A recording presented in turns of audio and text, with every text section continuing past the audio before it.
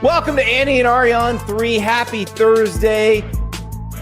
We gave you your big Sweet 16 preview yesterday with Seth Davis. Hopefully you have absorbed all of that and you're ready for the action that is coming tonight. But now we're going to turn the page to the thing that On 3 really does well. That the people who work here grew up in this world, revolutionized this world. And one of the people that you're going to see today is the guy who pretty much taught everybody how to do it. Steve Wiltfong, On 3's Director of Recruiting and Transfer Portal, joins us to talk about the class of 2026, about recruiting in 2025 and how that works now. We have a great conversation about Jared Curtis, who's the number 1 quarterback in the class of 26, who's deciding between Oregon and Georgia, what that means for both those programs, what Georgia is doing differently in recruiting that they have not been doing previously in the NIL era.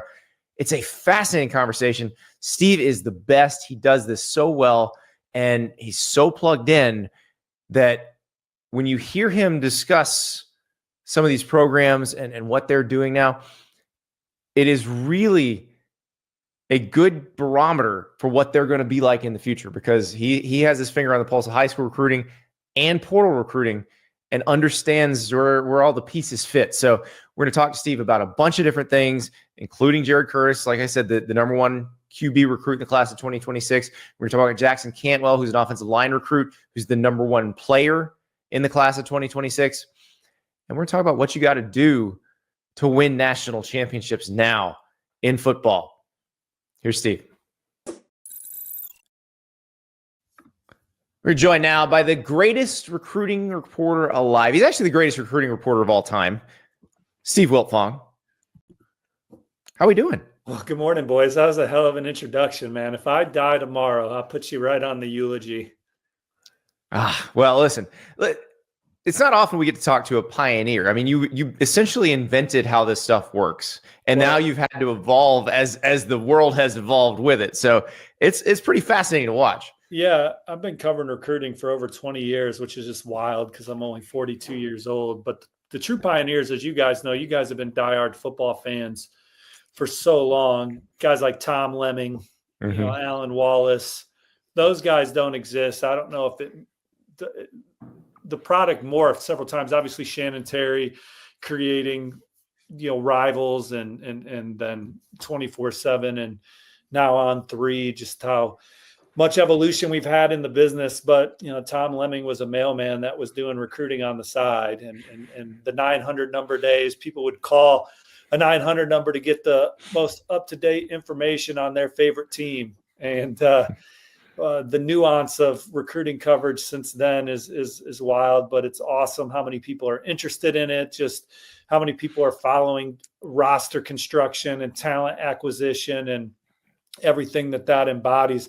It's made these players popular before they've even stepped on a college football campus. It used to be a very small niche community would follow recruiting. It would know, hey, we signed a 5-star, but the general public of fans at Notre Dame there or Michigan, all these graphics you're showing, they wouldn't know who you were till you made a play on the field. Sure, a Tyrone Wheatley pickup or something like that would be exciting in the newspapers, but now, a lot of these guys are well known before they even step on the field, and it's really Shannon Terry creating rivals, scouting or rivals On 3 and 247, and all 3 of those networks are still existing and providing great coverage of these kids and making them more known names to the diehard fans that are following these teams. Andy, what do you think we could charge for a 1-900 number to Steve's phone right now? Oh my God. It would be so much, because back in the day, it was like $1.99 a minute. Inflation. I mean, and like the it's Steve. So I'm thinking at least $20 a minute. Be a conflict of interest, obviously. Oh no, Shannon's going to take a cut, Steve. Let's be real here. Oh yeah, no, it'll be On 3's deal. But like, you think about like the whole 1-900 number thing, like what people used to call it for. There are other things people used to call 1-900 numbers for too, and like the internet has ruined all of those things. And for people that don't know what that existed, for people that don't know what that existed like in the recruiting space, maybe they use those 900 numbers for other things. Was you would call and you would get like a Georgia scoop, right? So it'd be just a 1-minute message or a 2-minute message of Georgia's doing well with these 3 guys for these reasons. Thanks for calling. Well, like Bill Buckhalter, who was the longtime preps writer at the Orlando Sentinel, had one back in the day, and he'd tell you like these guys are committed to Florida and Florida State and Miami, but they keep it going, so they keep the meter running per minute. But it was amazing. So Bobby Sablehouse, who he'll tell you he's considered the greatest recruiting bust of all time. He was a quarterback who signed with Florida in the 1995 class. He was telling me a story years ago about when he was in high school, and he went to high school in Maryland. They were looking through, I want to say it was Super Prep magazine. And Alan Wallace. They get to the Mid-Atlantic region, and Bobby's a good quarterback. He's one of the best quarterbacks in the region. And they can't, he's like looking at it, and he had a copy and a teammate had another copy. And Bobby's looking at it, he's like, wait, they didn't put me on the list. Like, what the hell? How do they not put me on the list? And one of his teammates goes, hey, Bobby, you're number 1 in the country. And he's like, what? That's how this went back then. I really do think, though, that like if we did a Call Steve thing and you just recorded like here's the scoops of the week, or even have a chance to talk to you, like you can make some money in that. And then it's twice the charge per minute when you're on vacation, because I know that that's what you want to do when you're on the beach. Yeah. Speaking of the story Andy just told, Julius Peppers, I think, recently told the story, or no, it was Ronald Curry. Oh, yeah. Was with Julius Peppers at a camp, I think, and they were just asking him some questions about his recruitment and things of that nature. And they didn't really know who he was. And he was just saying that he was, who he was, basically. They went and got a magazine, and they didn't find him on any list until they went to the national list, and he was at the top of that. It's amazing. It's amazing. Well, let's start at the top of the national list right now, because the biggest news in recruiting this week, this has been a huge couple of weeks, because as the high school students go on spring break, some of these top class of 26 and 27 recruits are fanning out across the country, going on visits to schools. But the big news is in On3's hometown in Nashville, Jared Curtis, who is the number 1 quarterback in the class of 26, he made an announcement that he's going to make an announcement. He will announce where he's going to school on Cinco de Mayo. So get your margaritas ready, either Georgia fans or Oregon fans. But Steve, tell us how this recruitment is going, and then we'll talk about the dominoes after that. Well, one school will be cheersing some top shelf worm in the tequila drinks, and the other's going to be drinking some plastic bottle pop-off.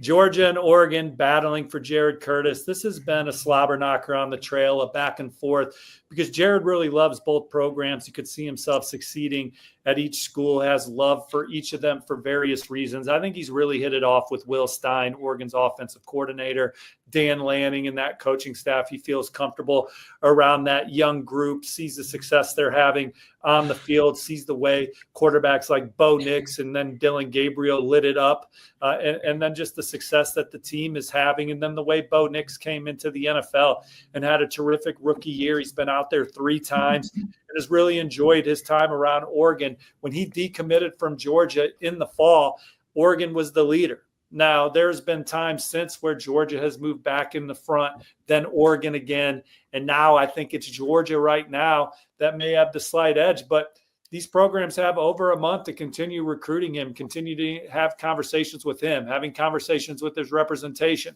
having conversations with his family. And recruiting's a game of inches. And for Curtis, it's coming down to the inches because it is so close here. But getting back to Georgia was an awesome experience. Proximity to home. really fits in from a culture standpoint with that program and that staff. Loves Mike Bobo and his history at the position, the way Georgia's historically recruited the offensive line, the way that they've started to stockpile that receiver room again. They had an excellent recruiting class at the receiver position last year. I think that's attractive to him. Again, just proximity to family. There's some factors for Georgia here that are going their way. And then I think this is truly the recruiting cycle where we see Kirby Smart and Georgia kind of let it rip a little bit more on the NIL front. I think when you talk to some people, I think that to a certain degree, I think he thought that people were full of shit at how much they were actually getting. And that Georgia was winning with the way that they were recruiting and developing players internally.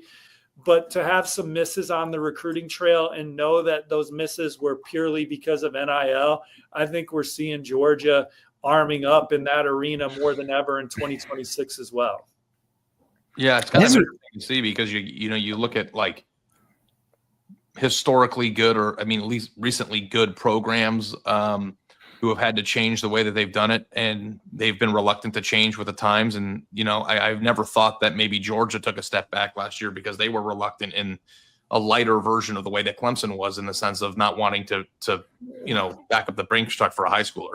But it wouldn't show its head until the next two seasons anyway, because it's all what they already have on the roster was what they already had. And if Carson Beck doesn't get hurt, I think all three of us probably think they're playing for the national title again this past year. So you're in the title game. Hell, they were in the final, they were in the playoff anyway and won the SEC. So it was another really good season for Georgia.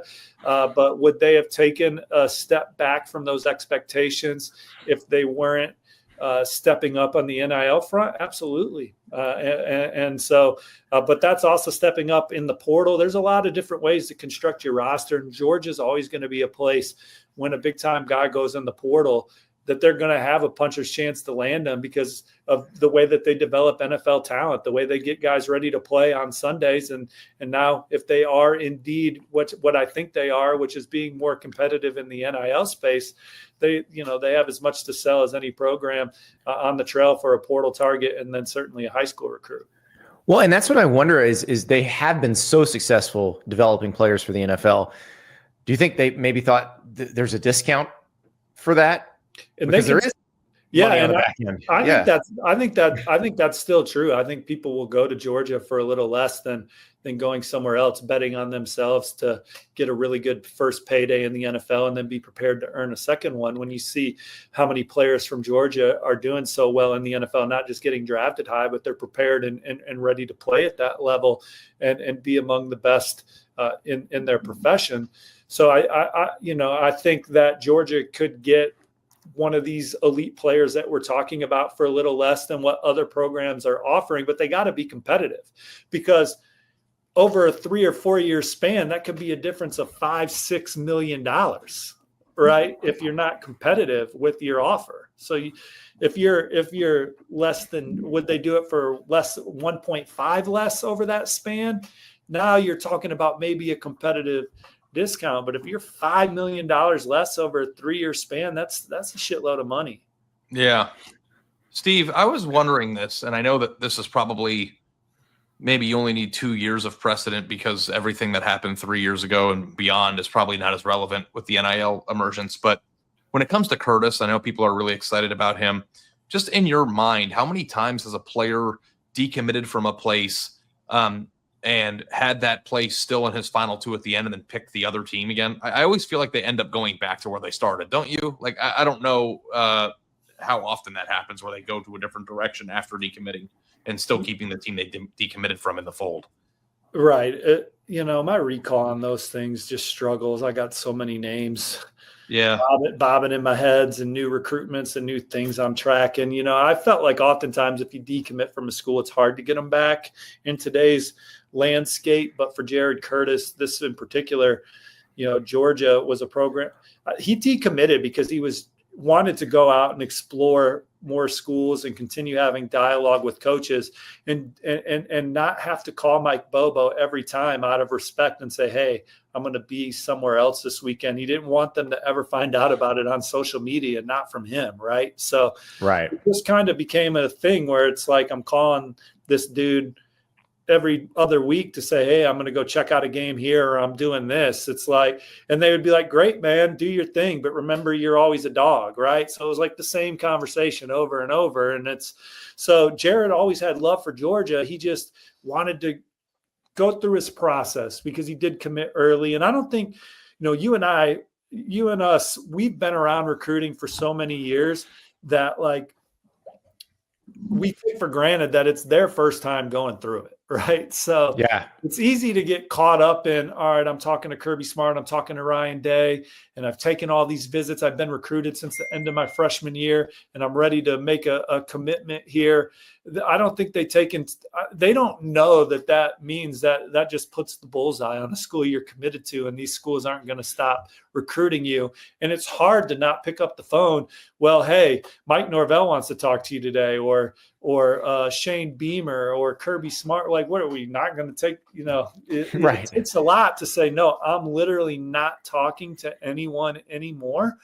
And so with that, Jared wanted to go through his process again and respectfully told Georgia that they were still involved, but he was going to reopen, and he did that. And then he visited Georgia shortly after that.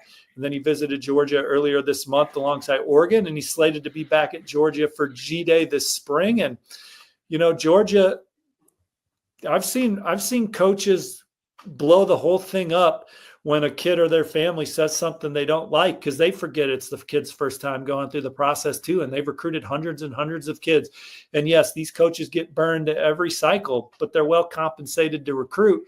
But I've seen coaches get pretty pissed at a kid and their family. And look, we're all humans here. I mean, this morning I got a little snippy over something that probably I didn't need to get snippy over, right? But I need to know what that is after you're done answering the question. This is what it is, right? So these coaches will, they'll blow a whole recruitment that they've led or been near the top for 5 months because a kid says, look, I'm decommitting right now. And it's like, Georgia just, hey, you want to reopen your process, you're still our top guy, And Coach Bobo and Montgomery Van Gorder at the time, before he moved on to the NFL, stayed on him, and their family loves being around Coach Smart. Coach Smart isn't the same kind of recruiter in Dan Lanning, that he's not going to call you as much as Dan Lanning's going to call you.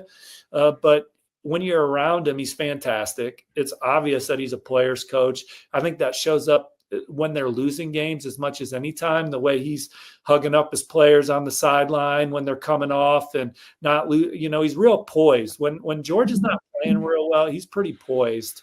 I think, kids, families and their kids get on campus and they love being around Kirby just as much as any coach in the country. So George is doing a good job. They got to dot some I's and cross some T's in that recruitment and get it to the finish line. And Oregon's going to battle all the way. And I would imagine that they'll keep communication going even after he commits again. But, they'll have to pivot to some other quarterbacks themselves. I was going to say, how many other class of 26 quarterbacks are just sitting here going, now, okay, May 5th, the world's going to look different because either Oregon or Georgia's going for their next person in line, who may be committed to some other school right now. How would that domino effect work? Well, those are two programs that can get in on a guy at any point, in my opinion, no matter how long they've been committed somewhere else. So if you got a long-time quarterback commit that's a good player, you're probably like, well, I hope Georgia doesn't call, or I hope Oregon doesn't call and makes this thing interesting, right? Georgia, we've seen them host several other quarterbacks, just, like, look, Jared's the guy. That's who they're waiting on. But they've had Bo Bentley on campus. He's on 3's number 5 ranked quarterback out of Salina, Texas. And he loved watching Georgia practice. In fact, when any prospect comes to Georgia, I think the real reason why Georgia's good every year is with how physical they practice and how competitive their practices are. They get after it. They're probably as close to the Junction Boys as you can be in today's era of sport. I mean, they hit, they tackle. Yep. They play hard, and you fight for your spot on the depth chart. at Georgia as much as any place. And so when kids come to practice, they see the paint flying, and it probably turns some kids off that are just like, look, man, I'm not going to be able to compete at that level. And that's what Kirby Smart and company want. They don't want any powder puff, soft, highly ranked, entitled kids. They want hungry, competitive hard asses that want to bet on themselves to come in and earn a spot on their depth chart, and they get a chance to see firsthand what that's like in their program. And those guys play hard, and that's why Georgia's players, for the most part, don't check out of bowl games either, because they fought their asses off to play, and so they want to go out as strong as they possibly can. So Georgia's hosted some quarterbacks. Landon Duckworth's a quarterback they're in on. Jaden O'Neal committed to Oklahoma. Bo Bentley is a target for them. And then Oregon, we know they're recruiting Ryder Lyons, who's a sought-after guy from Folsom, California. He's a 2027 right now, planning to take an LDS mission following his senior year. I haven't heard of any changes on that, but we've seen Manti Te'o not choose to take the LDS mission, before. And, so we'll see what happens with Ryder Lyons, but Oregon's at the top or near the top of his list. And with what they've done offensively, with who they are as a coaching staff, with how exciting their program is right now, Oregon can call anyone, committed or not. And I think have more than a puncher's chance to get that kid on campus and get them to take a look, no matter how long they've been committed elsewhere. Steve, I know that we have so many other players individually that we could talk about, but and Andy, you could cut me off here if you're not ready for us to go this direction. But I am just so fascinated by you personally and how you've done this job for so many years. At The Athletic, when Andy and I were working there, we wrote about recruiting, but we had to do it in a different way. We couldn't be like, here are the 29,000 people out there, and here's all their top fives. We had to come up with trends and all those. Somebody else did that better than us. So yeah, but we knew that we couldn't compete with you on that. How do you do it? Well, spill your secrets for even the competition. I don't know. I'm serious. What goes into it? Well, I've always been on great teams and worked with great people that are plugged in their areas or with their team sites. And so that's the best part of it. I mean, you guys, the camaraderie you two have, that's why Andy's doing shows on spring break, because he likes hanging out with you, talking sports, right? So yeah. If you have good people you work with, it's fun to get up and go to work and share intel and share stories and grind away, right? So we had that at 24/7. We have that at On3 right now. It's a great culture and exciting time for us at On3 right now. But I mean, my secret sauce is just, I guess, always working. Just having the motor and consistency every day to make the phone calls and send the messages. One guy I think you're going to take messages or calls from, if you hear from him on spring break next week, is Jackson Cantwell, who is the number one player in the class of 26 in the On3 industry ranking. He's an offensive lineman from Missouri. He might be the perfect offensive line prospect, Steve, just reading. 6'7", 305, incredible shot putter, discus thrower, son of a world champion shot put thrower, and his mom was an NCAA champion shot put thrower. And oh, by the way, as a freshman in high school, he scored a 33 on the ACT. Has there been a more perfect offensive line prospect than this person? Well, and he knows how to work. Both his parents are Hall of Famers at their respective colleges that, did their thing and aren't living through their kid right now, right? They're just giving him the information he needs to be the best version of himself, and then they're supporting him in that regard. But Jackson's hungry. He works as hard as anybody in the class, and he's reaping the rewards of that. Certainly he has some God-given ability with his size and explosiveness and ability to bend and move, but he's super smart, super cerebral, and instinctive, and just is still got a lot of runway from a development standpoint. He is not a finished product on the football side, but just the right mentality, how to compete. He's someone that obviously has a value. from an NIL standpoint. And so it's a factor in his college decision. But he narrowed his schools to places where he could be successful as a football player first. And now his representation from Rosenhaus is getting involved from just a number standpoint of giving him and his family the information of what it would look like currently. And we know that those numbers are going to change as it gets closer to decision time and official visits and hearing what another school may be doing and offering. And then it's up to him to decide, because there's going to be some big offers. They're already up there. And I think we're still in the early stages there for him. And schools didn't have to be aggressive with the NIL with him because the early stages was like, hey, this is the football side of it. If you didn't check those boxes, you're not even going to get a chance to talk money. There's some recruits that, are taking the biggest offer and don't really care if your receivers coach is average or your corners coach is mediocre or your track record of development is average. But for Jackson Cantwell, he wants to be a football player for as long as possible. And now those conversations are starting to happen from an NIL standpoint. And he'll take his officials. He wanted to take these spring officials and eliminate some schools, but Miami did a great job for a few days. Michigan did a great job for a few days. He did not take spring break visits to Georgia or Oregon because he knew he was taking those officials. Those guys are firmly in the race. Missouri's been there a ton. But also visited Ohio State. But unless they get an official visit, we can't consider them on the same level as the others. Missouri's been really good at keeping its in-state guys of late. We've talked on the show a lot about what Eli Drinkwitz did, even just lobbying the state legislature to adjust the laws to help them from an NIL standpoint with their in-state guys. Obviously, Derek Wingo going to Texas, probably the notable one they missed on. But Wingo. Ryan Wingo, excuse me. Ryan Wingo. Sorry, Derek Wingo played at Florida. Yes, but Ryan Wingo going to Texas. But you had Luther Burden staying home, and kind of that's Missouri's proof of concept of, hey, you can do this here.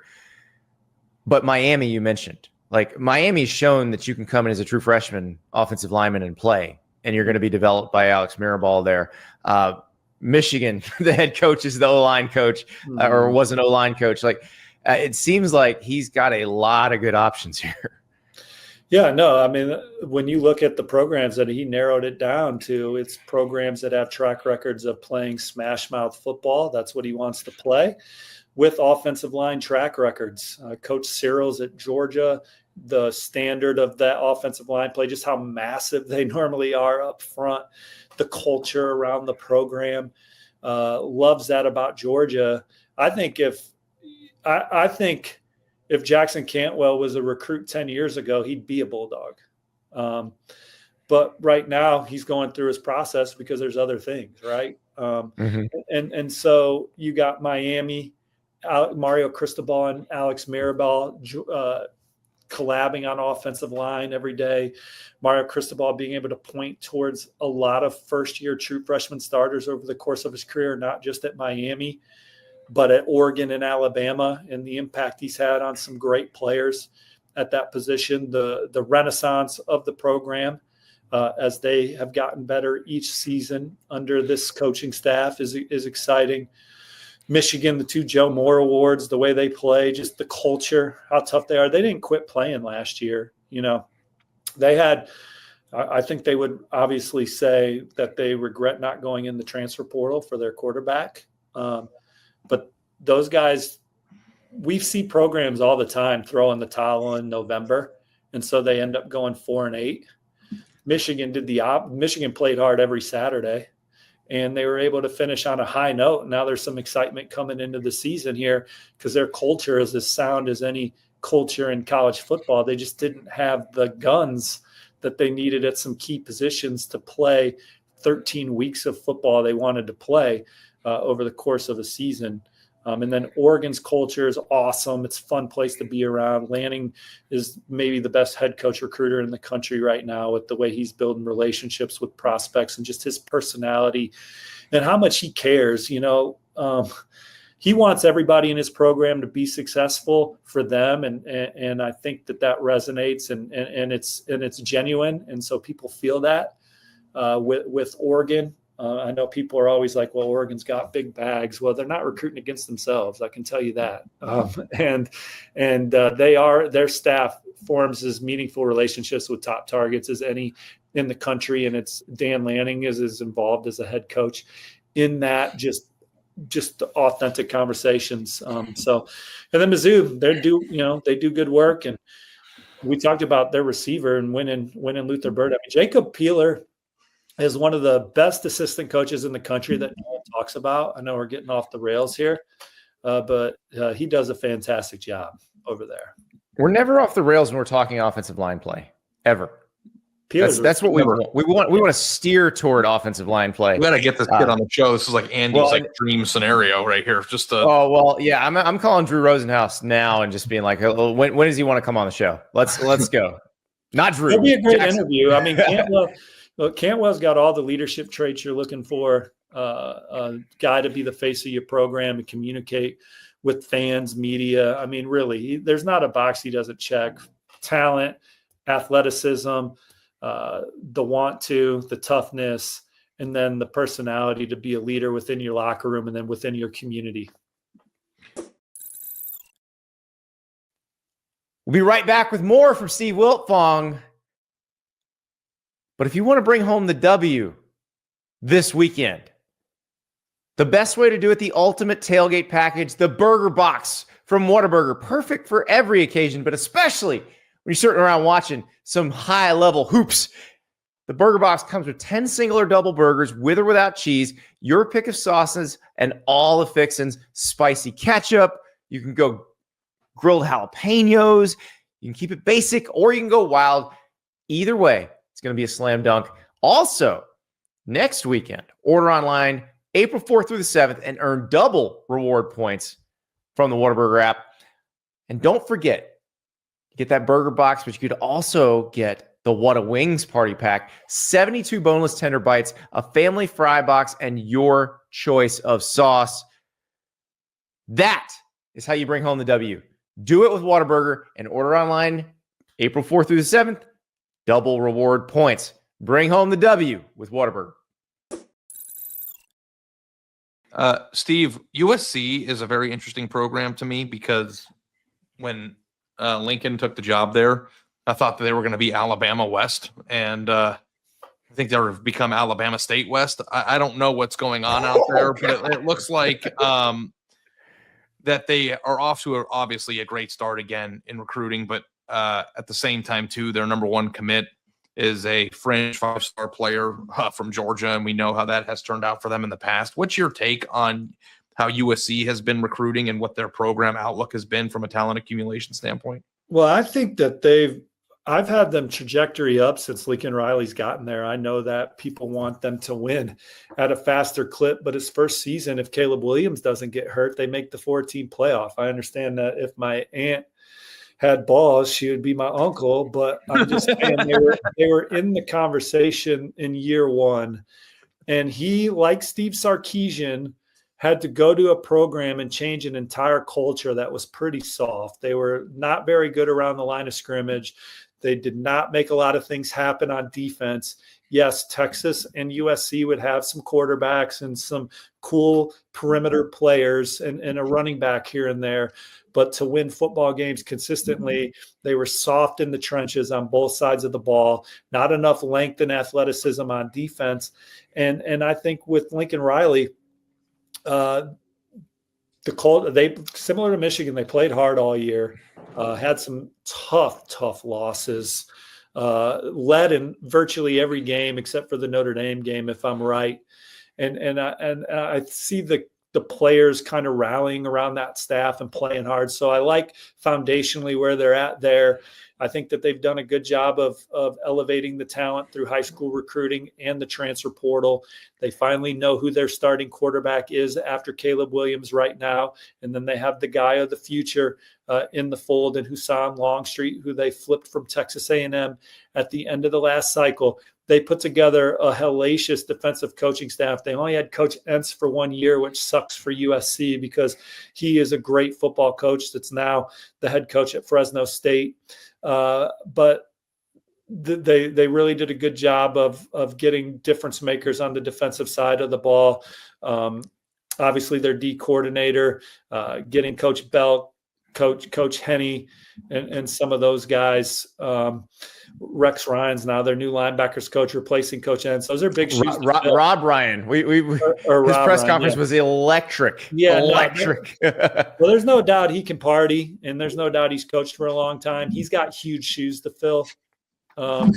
Because not only did Coach Entz coach the linebackers, but he was just a great voice to have in the room to make sure that stuff was going right.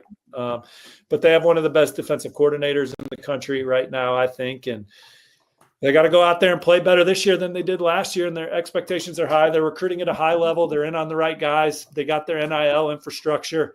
It's a well-oiled machine. I don't think they're going to lose too many battles on that front. At least right now, we'll see. I'm NIL. I view it as fluid, man. You might be top of the mountain this month, but someone else might figure some stuff out next month that's better than what you got going on. So and that's what we've talked about. We had Joey McGuire on, and that's exactly what happened at Texas Tech with the transfer portal this year. Is they're sugar daddies, maybe the wrong words, but they have two former players who are billionaires, and they decided, hey, we're going to kick in now. We want to do this, and we want to do it this way, and we want to go big right now. Mm-hmm. And it changed dramatically what they were able to get out of the transfer portal. So how many different schools could just on a dime say, we're in? Because we're talking about it was Stanford yesterday when they fired the coach. It could happen anywhere. Again, now the question is, what is your appetite for return on investment? I mean, how much did the Indiana basketball roster cost? Right. They sure as hell didn't make the tournament with a pricey roster. And so just because you're spending money doesn't mean that you're spending it correctly. So we'll see what happens with Texas Tech. And again, that's why it's always still going to come down to finding the guys that fit your culture, that are there for the right reasons, that are going to play well. Because those guys at Indiana, the return on investment sucked. And quite frankly, they should have made them play in the NIT or whatever. Like, we're paying you for it. Let's go. Hey, we're going to get a home game. We can sell some parking. We can sell some hot dogs and try and make up for whatever loss we had for paying you a lot of money for not getting us to the tournament. You gotta play in the NIT, man, because we're going to get 2 home games unless you guys screw up and don't win the first one, which is very possible. Well, it's interesting because how much are we going to see this in football? We're seeing it in basketball right now, where you look at Kevin Willard, the head coach at Maryland, who is just openly saying, because he knows Villanova wants him, he's just openly saying, Maryland, if they want to keep me, is going to have to in writing guarantee me, a certain amount of money payroll wise. And you got the rev share piece of it. And Bill Belichick's got in his term sheet that North Carolina football gets $13 million of the rev share. That's already budgeted. Mm-hmm. With football coaches, how do you think we're going to have those guys saying, no, I'm not as worried about my salary. What's the payroll you're going to give me? Mm-hmm. Well, I think it's assumed if you're coaching at a place that's serious about winning the national championship, that you're going to make sure that your best players are well compensated. It's just, what is the ideology? The programs that are going to do the best are going to be the ones that make sure that their best players are the ones making the most money, and that the ones that they invest in from the high school ranks are the guys that are going to come in and have the best chance of hitting their ceiling and still be hungry to compete. Because it's kind of like, look, the first round draft pick gets paid a lot and he might start second on the depth chart in the NFL for a little bit, but you're trying to get them in there. You're trying to get them into play. It's going to be the same thing in college. So knowing when to bail on a guy that you've invested a lot of time in because he's not worth that money for various reasons. The programs that are able to do that and invest in the right people are going to be the ones that are going to be the most successful. Steve, can I ask you, because I know that NIL obviously is a huge part of this, how have you found your job has changed in covering this as a result of it becoming more of a financial based decision than it ever has been in the past? It really hasn't changed my job. I'm still writing about, the kids, their interest in the top schools for whatever reason those are, and telling the story from that angle. It's changed for the coaches as far as like the importance of like what a young man's looking for in a school. And so for them, it's up to them to figure out where NIL fits. And then is that something they have the appetite for if they think NIL is the driving force for them and that's the end all be all. But the young man will still meet his potential in spite of it, Yeah, well, the thing that I think is interesting, Andy, sorry not to cut you off there. Oh, go ahead. But I had we've seen some recruitments change though on a dime at the last second now, but we've seen that anyway. It was just smaller bags or one last conversation or whatever. Like recruitments have been changing the week of, the final moment, flips, nothing's changed. That's just what it's been. And there's more coverage of it now. And so it's just out there a lot more, thankfully, but there's a reluctance from these recruits to actually open up about finances a lot of the times. And I wonder like how sifting. Ari talked to Ryder Lyons about that. Yeah. And Ryder Lyons was really interesting talking about that. Like if a player is going through an interview and and NIL is not important, but it actually is really important. Like, how do you decipher, that's got to be obviously reporting behind the scenes too, but that's got to be aggravating. That's human nature, though. It's not like you guys walk into your respective country clubs and tell who you're drinking a beer with at the pool how much you're making it on three. Yeah, it's no one's business, really. Look at Steve thinking that a country club would have either one of us. Would you live on a country club or near one, Andrew? Me? No. Yeah. But in all seriousness, look, I mean, like in the NFL, obviously there's a salary cap, and so it's public knowledge what people get paid. Or if you work for a public college, you can look up what they get paid because it's state tax dollars. And I know it's exciting to say that Bryce Underwood got this much money, and it's part of the story of why he flipped from LSU to Michigan. I mean, it is the story of why he flipped from LSU to Michigan. But, I mean, to expect them to just tell the world what their wage is asinine to think that they would do that, because we wouldn't do that. Right. Yeah. So I thought it interesting because I've said this a lot over the last few years, because fans seem obsessed with the idea that if you have a basically a blank check for players that you're just going to buy a national title. And I always say, well, no, not if you're not good at evaluating the players. And you've hit upon that a bunch of times in this conversation today, Steve. So I don't want to put you on the spot, but who are some of the coaches that you've seen over the last few years that are among the best evaluators of talent? But I think obviously it starts with Nick Saban. I mean, people would always say it's easy to recruit at Alabama. Look, there's a lot of people standing outside the Roxbury trying to get in the club, nodding their heads like, I want to come to Alabama. And they got to choose which 24 guys that they're going to let inside the rope every year that maintains the standard of winning the national championship. And it's not just about talent. It's about guys that want to come in and be coached and can be smart and understand what we're trying to accomplish and add to your culture in addition to being good players. And sometimes that means that Nick Saban didn't let a guy like Tyrann Mathieu in, and then you got to play against him at LSU. It's not like he didn't, it's not like there weren't great players that didn't get in, but the right ones got in for them to win 7 national titles or however many it was and compete for several others. And so I think when you look at Georgia and the way they evaluate and who they take and how they – the thing about Alabama and Georgia is like you can get an offer from them early and it really just is just like, hey, we like you, but you still can't commit. You got to come to camp. We got to see you work out. Or you can even be committed, but you got to still camp. Got to make sure you're good. Like you're committed, but it's under the agreement that you continue to get better also. If you're not getting better, we're not committed to you anymore. right? So like those are things that stand out to me about this. Obviously, Ohio State, they take the right guys year in and year out because their culture. To win, you can't just buy a championship. You have to have the right people in the ultimate team sport.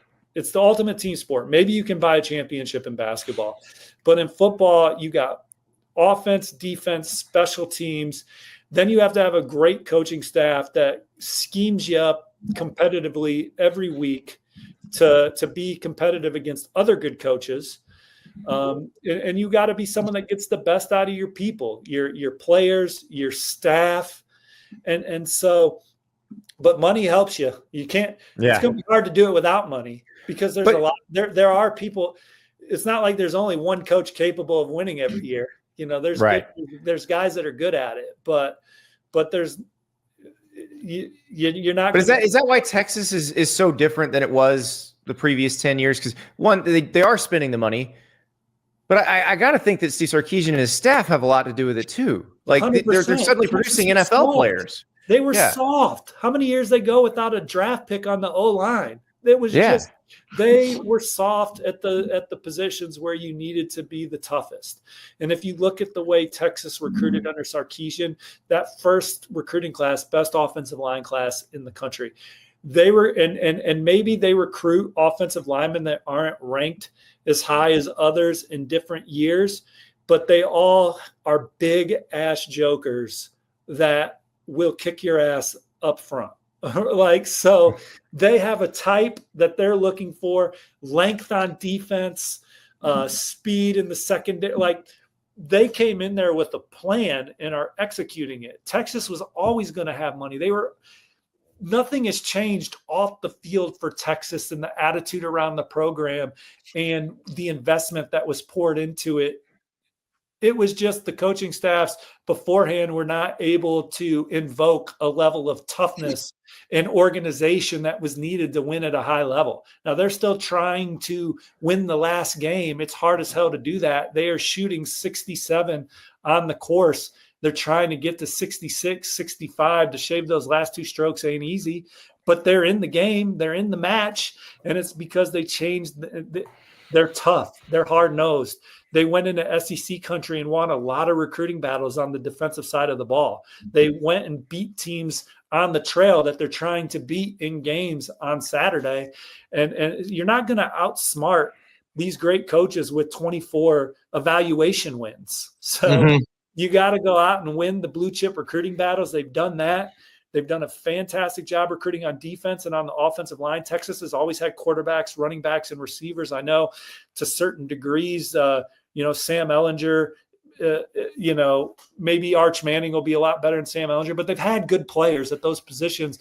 They just didn't surround them with tough guys on the point of attack and on defense. And now you got a guy like Colin Simmons who is as aggressive and ferocious a player on the edge as we're going to have in college football the next 2 years. It's just they've changed the mentality of that team.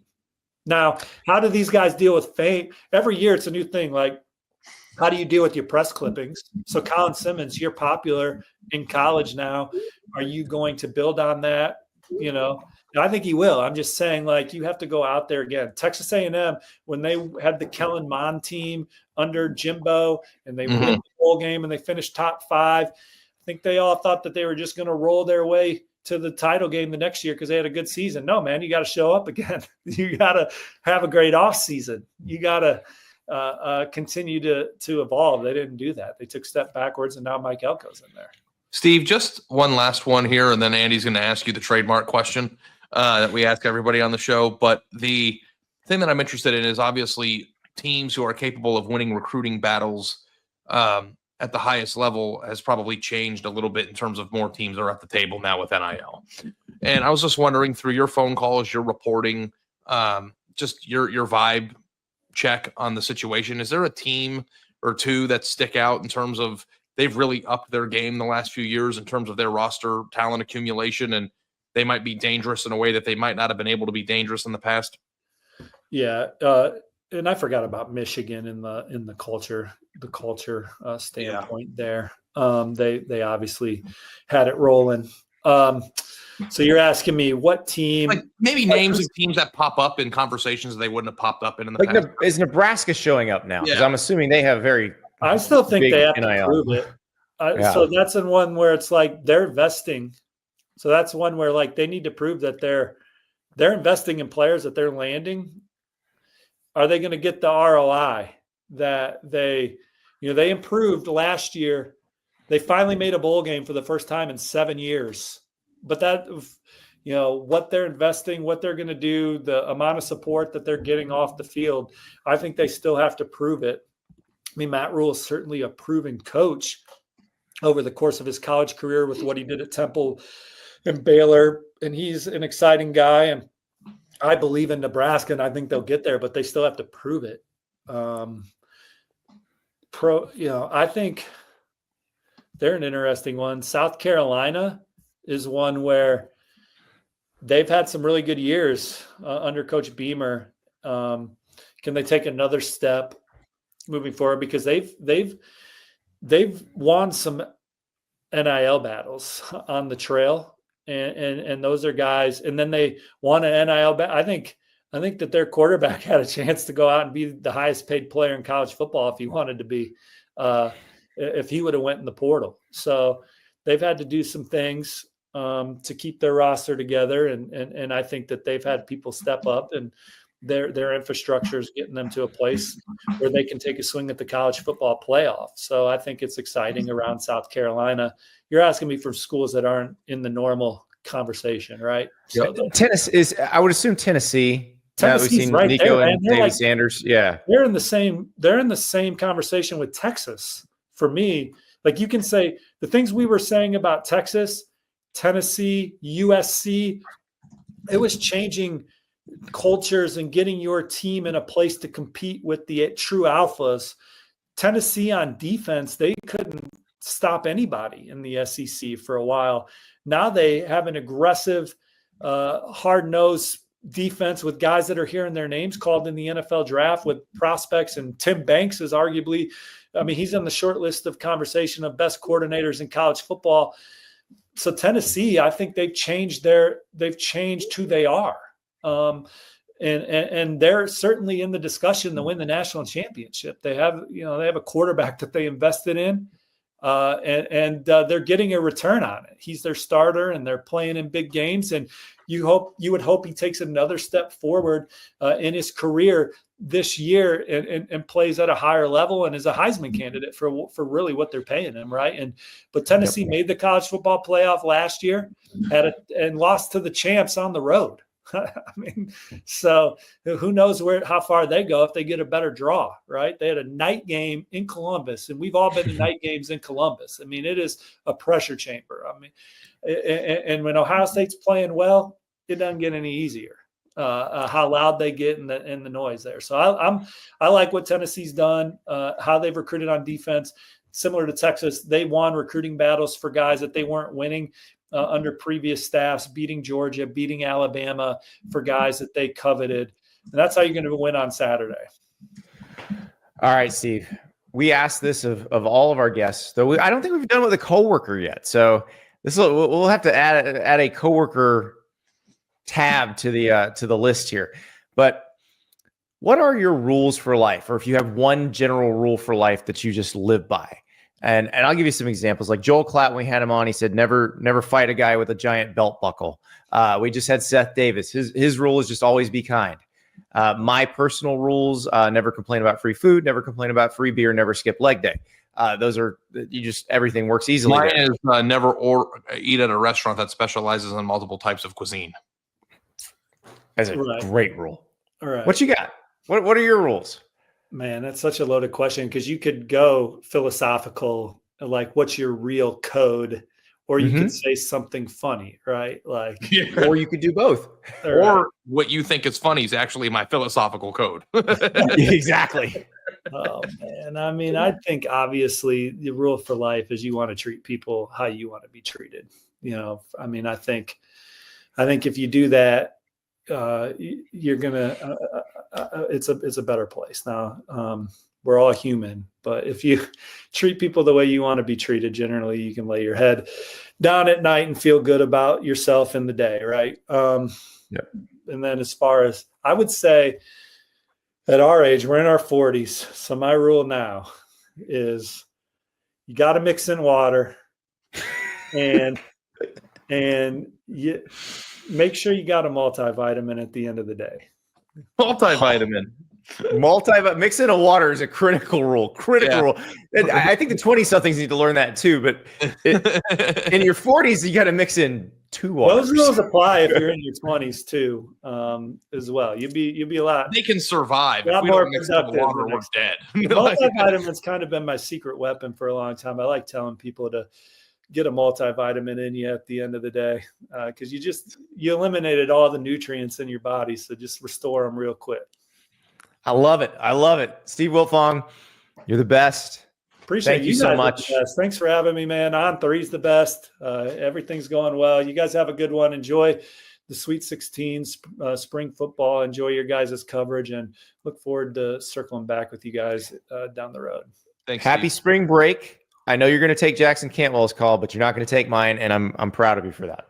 Yeah, looking forward to a little spring break with the Fongs.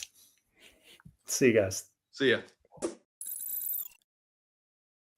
That was a fantastic conversation with Steve Wiltfong. Catch him on the Wiltfong Whip Around on the On3 Recruits channel. If you're not subscribed to that, subscribe there. Also, subscribe to the On3 Sports channel if you're not already subscribed to that. And that way you get every episode of this show pushed to your phone. And you might want to do that because as these Sweet 16 games go, if there's something crazy happens, Ari and I might just pop on live. Like, I know we have our regular time, but we may just pop up in the middle of your phone like, hey, we got to talk about this stuff right now. I hope that's what happens because I love these games. I love these matchups. So excited for Thursday night, for Friday night. We'll be back on Friday morning, 9:30 a.m. Eastern time to talk about everything that happened on Thursday night. We'll also have Dear Andy, Dear Ari. It's going to be a lot of fun. But yeah, let's go enjoy those games, everybody. Talk to you tomorrow.